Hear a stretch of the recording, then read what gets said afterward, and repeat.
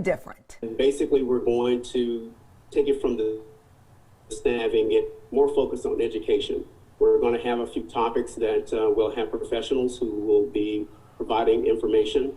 And in between that, we'll have some question and answer. The event will be streamed on Facebook Live. That will give individuals the opportunity to also put in chat comments and things, and we'll try our very best to bring a response to all the questions that they have. And what about those vendors who are such a big part of the Minority Health Fair? We're going to put a code that will be synonymous to each of those vendors, and those who are registered and participating in this can put their phones, any type of smartphone, to that code on the screen and be able to take them directly to that vendor's site. Congressman John Lewis will lie in state in the United States Capitol Rotunda Monday. An invitation-only arrival ceremony will be followed by a public viewing Monday and Tuesday. The congressman's family has asked people not to travel long distances due to the COVID-19 restrictions. Instead, virtual tributes may be posted online using the hashtags beloved community or hashtag human dignity. President Trump's former lawyer, Michael Cohen, is expected to be released from prison today. A judge ordered Cohen's release yesterday, saying the government retaliated against him for planning to release a book criticizing the president before November's election. The judge said Cohen's First Amendment rights were violated when he was ordered back to prison for refusing to sign a form banning him from publishing that book. Cohen is expected to be released from prison to home confinement by 2 p.m. today. And if you're working from home, experts say hackers could be targeting you as a way to steal information from your employer. And they are using a very common technique to trick you into giving them access to your employer's data. Consumer technology reporter Jamie Tucker explains. Yeah, so many people are not working from work still, myself included, and the companies are sending folks home with the company laptop so they can do video meetings and share documents and email. Well, hackers know all of the folks working remotely don't have the security that they have in the office, and this is their opportunity. We saw this last week at Twitter. High-profile Twitter accounts of Barack Obama, Joe Biden, Warren Buffett, and many others were taken over by hackers running a scam that took over $120,000 from followers of those accounts. Now, Twitter now saying on its blog, it appears that hackers use social engineering, in other words, tricking their employees to reveal company information such as passwords. Now remember, Twitter is allowing employees to work from home for the rest of the year. Well, hackers are sending employees emails that might appear to be legitimate and coming from a boss or supervisor. It may say meeting this afternoon. It contain a link to a video meeting. Or it might be an email appearing to be from someone in the company asking for access to documents. Cybersecurity expert Alex Garaku told me employees working remotely presents a huge opportunity for hackers. But people might not have that security culture awareness, and they might be accessing personal accounts, for example, on their work machines, which they probably shouldn't be. So if you get an email from someone at work that you're not expecting, pick up the phone and call the office just to make sure it's legitimate. Your company will thank you. That's What the Tech. I'm Jamie Tucker. Coming up on Eyewitness News today, we'll explain how you can stay healthy if you and your family are planning a vacation soon.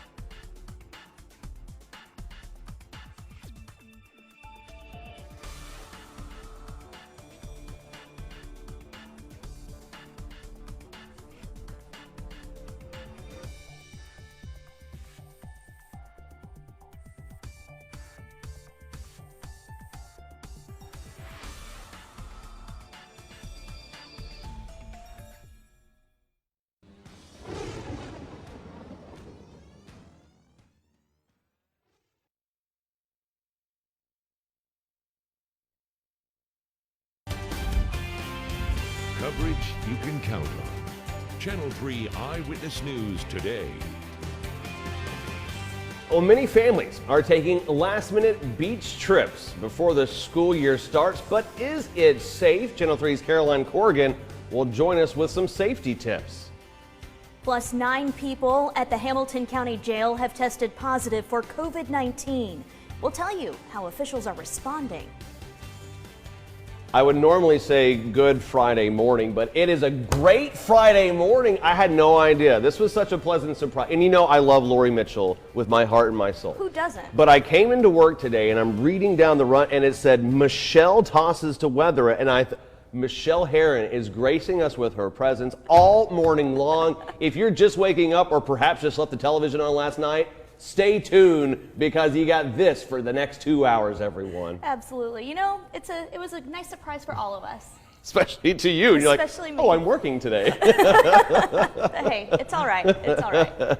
Oh, well, you came in. It's another storm alert weather day. It's something that we've been dealing with all week long. David Karnes joining us right now to talk about what we'd expect weather-wise heading into this weekend, David. If only Michelle were used to getting up in the morning. That would be I know, only, right? Yes. Look at our Holiday Inn downtown camera. Okay, right now, the humidity. We're going to see a few storms this afternoon. Some of those could become strong to severe, producing damaging winds along with heavy rain and lightning. I know it's a broken record. I know we've been saying this just about every day so far this summer, but that is the deal again today. 75 in Chattanooga, 73 in Cleveland, up into Dayton. And here's your severe weather outlook. You've got heavy rain, lightning, damaging winds, all a possibility in this marginal risk area from Chattanooga down into Dalton, up into Murphy and up into Dunlap, up toward McMinn County as well. So just be weather aware like you always are this time of the year. Highs in the upper 80s, low 90s, 91 Chattanooga, 89 in Cleveland, 85 for the high in Murphy over into Blue Ridge. And look at that, a little bit cooler heading up into Altamont.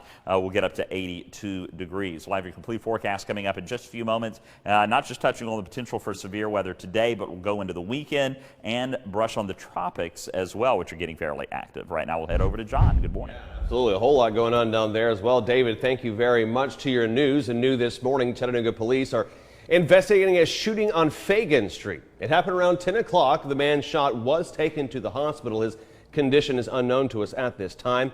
If you know anything about this shooting, you are asked to call the Chattanooga Police Department, the number there on your screen. A double homicide suspect is now in police custody. Gabriel Boykins is accused of killing 40-year-old Tamara Church and her 8-year-old daughter Aquarius, dumping their bodies in a wooded area on Greenwood Road. The remains were found on July 9th. 2 months after family members reported them missing. Channel 3 spoke with the oldest daughter of Tamara Church, who says Boykins and her mother were once in a relationship and he helped raise the family. I feel safe. My brother feels safe. You know, it's just, my kids was around this man and I got babies. You could have did anything to any of us. Less than 24 hours after police issued warrants for his arrest, Boykins was found in Knoxville and taken into custody. He is charged with 2 counts of criminal homicide and 2 counts of abuse of a corpse. A death investigation is underway in Ooltewah. The Hamilton County Sheriff's Office says they found a body on Green Shanty Road. Now, as of now, they have not determined a cause of death. The body has been sent to the medical examiner's office. The person's name will not be released until family members are notified. A nurse has died and a doctor is infected with the coronavirus in Ray County. Now, this marks the first death of the virus in the county. That's according to the Tennessee Department of Health. County Executive George Thacker says the Ray County Primary Care Center is closed while the health department contacts those who may have been exposed at the doctor's office. Thacker is concerned about the virus in his county. It's here in Ray County. We really need to take the precautions, and kind of like the seatbelt, you know, you wear a seatbelt to stay alive, and you need to wear a mask, and you know, to save your life. I think now it's becoming really serious in Ray County. If residents need a mask, they can pick one up at the Ray County Health Department. There is currently no mandate requiring county residents to wear one, though. Well, 9 people at the Hamilton County Jail have tested positive for COVID-19. The sheriff's office says that number includes 3 corrections employees and 6 inmates. Several of those inmates worked in the kitchen Now, after they tested positive, all meals they prepared were thrown out and other inmates were assigned to those positions.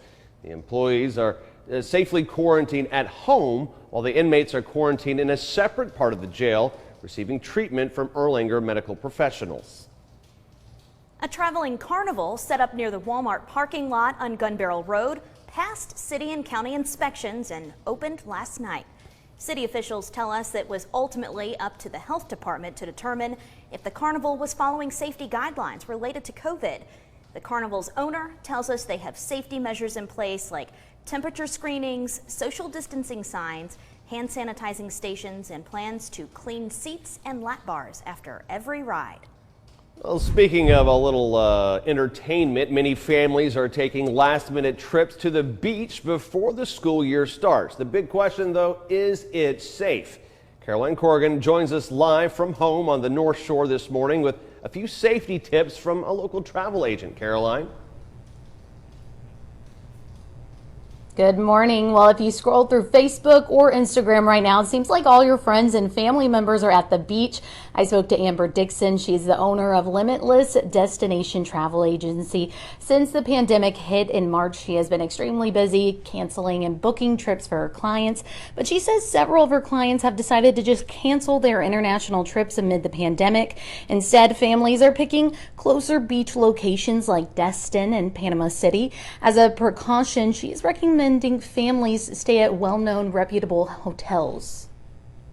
Those are kinds of the places that they're going to have corporate policy over how they're cleaning, what they're doing. They may have more staff available to keep things more sanitary. Now, once you arrive at your destination, the Centers for Disease Control has a few tips for beachgoers. People should stay, of course, at least 6 feet away from people they don't live with, and you shouldn't share food, equipment, toys, or supplies with people you don't live with as well. And don't forget to bring